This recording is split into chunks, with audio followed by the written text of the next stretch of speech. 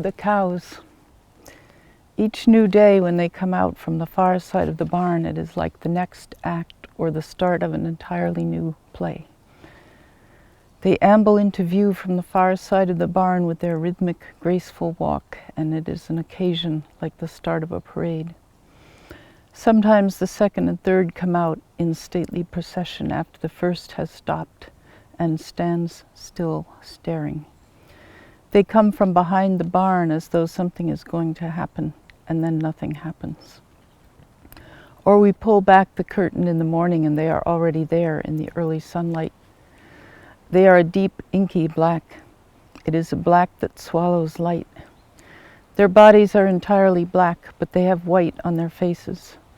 On the faces of two of them there are large patches of white like a mask. On the face of the third, there is only a small patch on the forehead the size of a silver dollar. They are motionless until they move again, one foot and then another, fore, hind, and stop in another place, motionless again. So often they are standing completely still, yet when I look up again a few minutes later, they are in another place, again standing completely still. It was not written all at once. It was written over about 3 years. We had moved to the country, farther out to the country, I should say, and across the road was an empty field. And I had thought that it would be nice if there were animals there, but there were no animals. Then 6 months later, just by chance, the neighbors bought 3 heifers, 3 young cows, and they came. 2 came, and then a third came. And in the beginning, they would escape and run up the road, and there would be a lot of drama getting them back. And also the family of the neighbor would come by and photograph them and watch them. Then gradually everyone got used to them. But I was always looking out the window where I live and seeing them in the field. And gradually began to notice things about them that I found very interesting. So I would make a note of anything I found interesting, because I always do make a note of anything that I find interesting. And I was surprised that there were so many different things to notice about these 3 cows in this field. But there were many, many things over time. So after a while I saw that I had a great many observations. And at the same time, I was asked by a very small press if I had anything that would be good for a very small, what they call chapbook, like a little pamphlet. And I thought this would be perfect. And I asked them if we could also have photographs in the little book.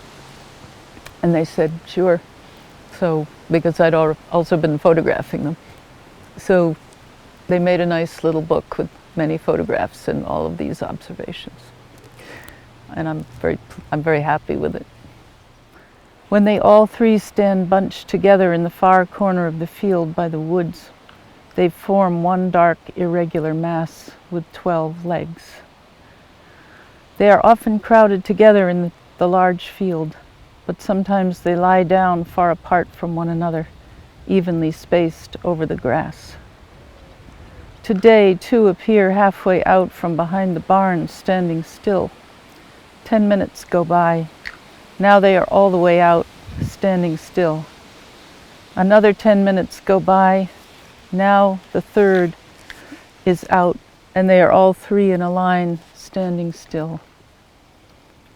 The third comes out into the field from behind the barn when the other 2 have already chosen their spots, quite far apart. She can choose to join either one. She goes deliberately to the one in the far corner.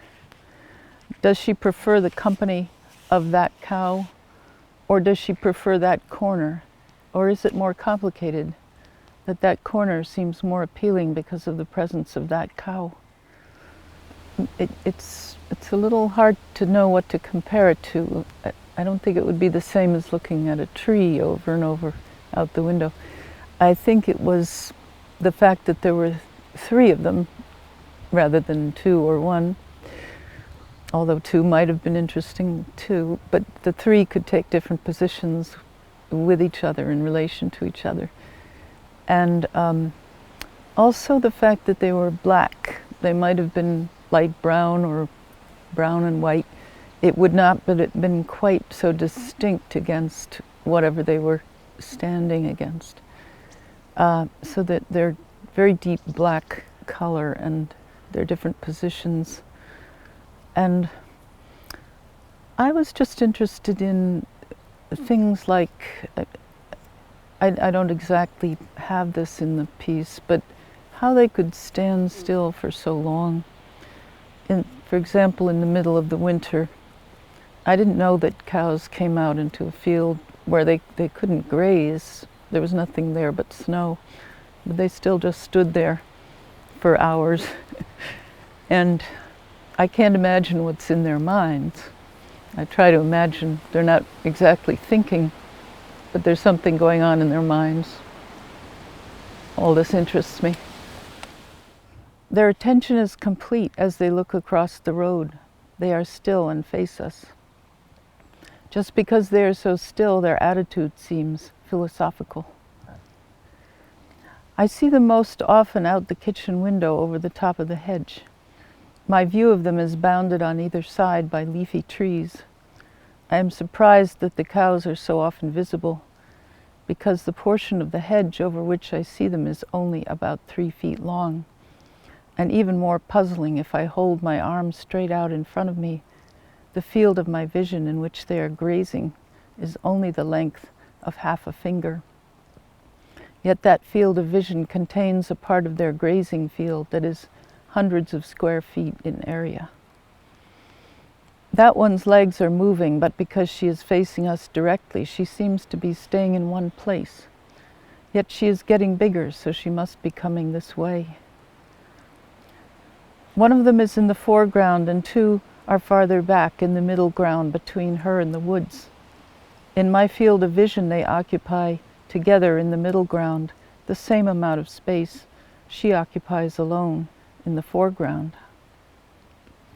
Because there are 3, one of them can watch what the other 2 are doing together. Or because there are 3, 2 can worry about the third, for instance, the one lying down. They worry about her even though she often lies down, even though they all often lie down. Now the 2 worried ones stand at angles to the other, with their noses down against her, until at last she gets up. Well, I feel a lot of respect for animals of all kinds. So that includes things that many people don't like snakes or insects or spiders and mosquitoes and everything else. So I like to try to understand them and see how they exist in the world. And their own existence is just as important to them as ours is to us. And I don't believe in thinking of lower orders of creatures. And of course, I've read a lot and even seen a bit about factory farms and the way other kinds of cows are raised.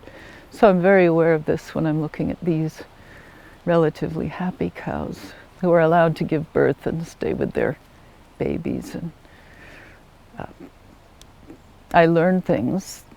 One of the calves was still nursing when he was a bull, almost as big as his mother, and nearly a year old. He was still occasionally nursing from her.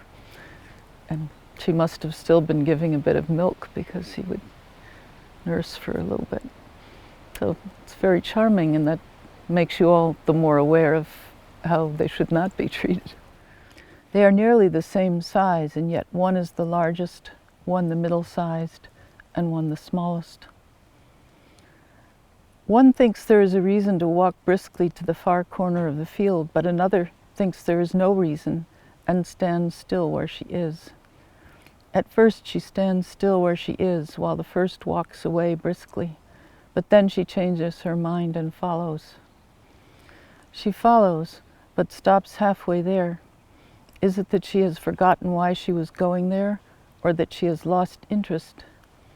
She and the other are standing in parallel positions. She is looking straight ahead. How often they stand still and slowly look around as though they have never been here before. But now, in an access of emotion, she trots a few feet. I see only one cow by the fence. As I walk up to the fence, I see part of a second cow, one ear sticking sideways out the door of the barn. Soon, I know, her whole face will appear looking at me. They are not disappointed in us, or do not remember being disappointed. If one day, when we have nothing to offer them, they lose interest and turn away, they will have forgotten their disappointment by the next day. We know because they look up when we first appear and don't look away. Well, the language should suit the subject, and so I felt that it was appropriate that it be quite plain, simple language, and even a little repetitive, and that it reflect my thinking. So I noticed as I was reading that I corrected my thoughts sometimes in the writing. So I'm really trying to reflect the act of thinking quite closely as I'm in the writing. But occasionally there'll be a longer, more complicated word. I noticed that too. And now I'm forgetting which long, complicated word it was. It was the word ruminant that sort of jumps out at me because it's so long and almost conceptual, but of course it's perfectly appropriate for the cow. Sometimes they advance in a group in little relays. One gains courage from the one in front of her and moves forward a few steps, passing her by just a little. Now the one farthest back gains courage from the one in front and moves forward until she in turn is the leader. And so in this way, taking courage from one another, they advance as a group toward the strange thing in front of them. In this, functioning as a single entity, they are not unlike the small flock of pigeons we sometimes see over the railway station, wheeling and turning in the sky continuously, making immediate small group decisions about where to go next. When we come close to them, they are curious and come forward. They want to look at us and smell us. Before they smell us, they blow out forcefully to clear their passages. They like to lick things, a person's hand or sleeve, or the head or shoulder or back of another cow. And they like to be licked. While she is being licked, she stands very still with her head slightly lowered and a look of deep concentration in her eyes. One may be jealous of another being licked.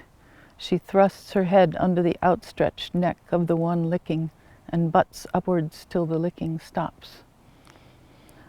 Two of them are standing close together. Now they both move at the same moment, shifting into a different position in relation to each other, and then stand still again as if following exactly the instructions of a choreographer. Now they shift so that there is a head at either end and two thick clusters of legs in between. After staying with the others in a tight clump for some time, one walks away by herself to the far corner of the field. At this moment, she does seem to have a mind of her own. After staying with the others in a tight clump for some time, one walks away by herself to the far corner of the field. At this moment, she does seem to have a mind of her own. Lying down, seen from the side, her head up, feet bent in front of her, she forms a long, acute triangle. Her head from the side is nearly an isosceles triangle with a blunted corner where her nose is. In a moment of solitary levity, she leads the way out across the field. She bucks once and then prances.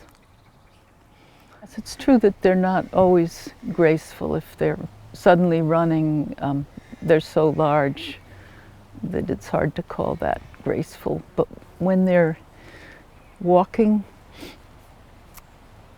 quietly from place to place, I find the motion of their legs and bodies graceful in their own ways. And if you watch just the legs, they're graceful. Of course, the narrator's me, really, in actuality, but in the story, I'm not interested in pointing to myself. So it can be just anyone who lives across the road, you know, a neighbor of the cows. Two of them are beginning a lively game of butt your head when a car goes by and they stop to look. She bucks, stiffly rocking back and forth. This excites another one to butt heads with her. After they are done butting heads, the other one puts her nose back down to the ground, and this one stands still, looking straight ahead, as though wondering what she just did. They seem expectant this morning, but it is a combination of two things: the strange yellow light before a storm, and their alert expressions as they listen to a loud woodpecker. Spaced evenly over the pale yellow-green grass of late November, 1, 2, and 3, they are so still and their legs so thin in comparison to their bodies that when they stand sideways to us, sometimes their legs seem like prongs and they are stuck to the earth. How flexible and how precise she is. She can reach one of her back hoofs all the way forward to scratch a particular spot inside her ear. It is the lowered head that makes her seem less noble than, say, a horse or a deer surprised in the woods. More exactly, it is her lowered head and neck. As she stands still, the top of her head is level with her back or even a little lower, and so she seems to be hanging her head in discouragement, embarrassment, or shame. There is at least a suggestion of humility and dullness about her, but all these suggestions are false. He says to us they don't really do anything. Then he adds, but of course there is not a lot for them to do. Their grace. As they walk, they are more graceful when seen from the side than when seen from the front. Seen from the front, as they walk, they tip just a little from side to side. When they are walking, their forelegs are more graceful than their back legs, which appear stiffer. The forelegs are more graceful than the back legs because they lift in a curve, whereas the back legs lift in a jagged line like a bolt of lightning. But perhaps the back legs, while less graceful than the forelegs, are more elegant. It is because of the way the joints in the legs work, whereas the two lower joints of the front leg bend the same way, so that the front leg, as it is raised, forms a curve. The two lower joints of the back leg bend in opposite directions, so that the leg, when raised, forms two opposite angles, the lower one gentle, pointing forward, the upper one sharp, pointing back. I think I am very interested in the simplicity of their life because across the road from them, my life is so busy, running here and there, doing this and that, and stopping one thing to start another one, and it's hard for me to sit still without something to read in my hand. And here they are across the street. They don't need to read anything. They just stand there. And I've read or studied, but not very deeply or extensively, Zen Buddhism quite a bit. And I know about the ideal of being able to empty one's mind and simply be without all the busy activity. So I suppose I'm envying them a little bit that they've achieved that without even trying.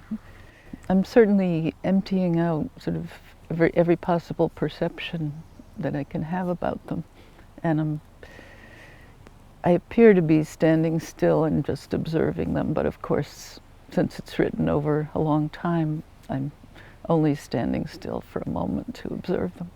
So I haven't yet achieved what they've achieved. Now, because it is winter, they are not grazing, but only standing still and staring, or now and then walking here and there. It is very cold winter morning, just above 0 degrees, but sunny. 2 of them stand still, head to tail, for a very long time, oriented roughly east-west. They are probably presenting their broad sides to the sun for warmth.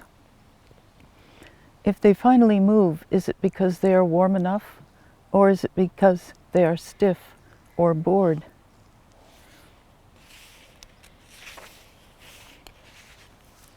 Does she lie down because the other 2 have lain down before her? Or are they all 3 lying down because they all feel it is the right time to lie down? It is just afternoon on a chilly, early spring day with intermittent sun and no snow on the ground. Is the shape of her lying down when seen from the side most of all like a bootjack as seen from above? It is hard to believe a life could be so simple, but it is just this simple. It is the life of a ruminant, a protected domestic ruminant. If she were to give birth to a calf, though, her life would be more complicated. The cows in the past, the present, and the future, they were so black against the pale yellow-green grass of late November. Then they were so black against the white snow of winter. Now they are so black against the tawny grass of early spring. Soon they will be so black against the dark green grass of summer. 2 of them are probably pregnant and have probably been pregnant for many months. But it is hard to be sure because they are so massive. We won't know until the calf is born. And after the calf is born, even though it will be quite large, the cow will seem to be just as massive as she was before. The angles of a cow as she grazes seen from the side. From her bony hips to her shoulders, there is a very gradual, barely perceptible slope down. Then from her shoulders to the tip of her nose, down in the grass, a very steep slope. Her head is down, and she is grazing in a circle of darkness that is her own shadow. Just as it is hard for us in our garden to stop weeding because there is always another weed there in front of us, it may be hard for her to stop grazing because there are always a few more shoots of fresh grass just ahead of her. If the grass is short, she may grasp it directly between her teeth and her lip. If the grass is longer, she may capture it first with a sideways sweep of her tongue in order to bring it into her mouth. Their large tongues are not pink. The tongues of 2 of them are light gray. The tongue of the 3rd, the darkest one, is dark gray. I like it very much. I like its thoroughness. I don't think I've ever tried to take one subject and exhaust it, say everything I possibly can say about it. In fact, of course, after the piece was printed, I still went on seeing more things about the cows. So it isn't exhaustive, but it felt exhaustive at that moment. The idea of reading the text to the cows is funny. I've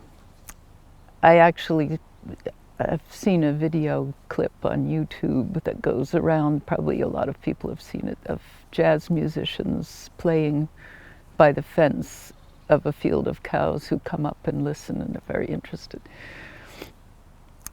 And I like that too, but I would feel silly reading to them and almost disrespectful because I would be doing it for my own amusement, selfishly, and it would not be for them. They would not understand, and they would not enjoy it. They wouldn't mind. They would probably come up and listen and then walk away. They would see it wasn't very interesting. One of them has given birth to a calf, but in fact her life is not much more complicated than it was before. She stands still to let him nurse. She licks him. Only the hours of the birth itself on that day, Palm Sunday, were much more complicated. Today again the cows are positioned symmetrically in the field, but now there is a short stray line of dark in the grass among them, the calf sleeping. There used to be 3 dark horizontal lumps on the field when they lay down to rest. Now there are 3 and another very small one. The 3rd cow could not be bred because she would not get into the van to be taken to the bull. Then, after a few months, they wanted to take her to be slaughtered, but she would not get into the van to be taken to slaughter, so she is still there. Other neighbors may be away from time to time, but the cows are always there in the field. Or if they are not in the field, they are in the barn. I know that if they are in the field and if I go up to the fence on this side, they will all 3 sooner or later come up to the fence on the other side to meet me. They do not know the words person, neighbor, watch, or even cow. At dusk, when our light is on indoors, they can't be seen, though they are there in the field across the road. If we turn off the light and look out into the dusk, gradually they can be seen again. They are still out there grazing at dusk, but as the dusk turns to dark, while the sky above the woods is still a purplish blue, it is harder and harder to see their black bodies against the darkening field. Then they can't be seen at all, but they're still out there grazing in the dark.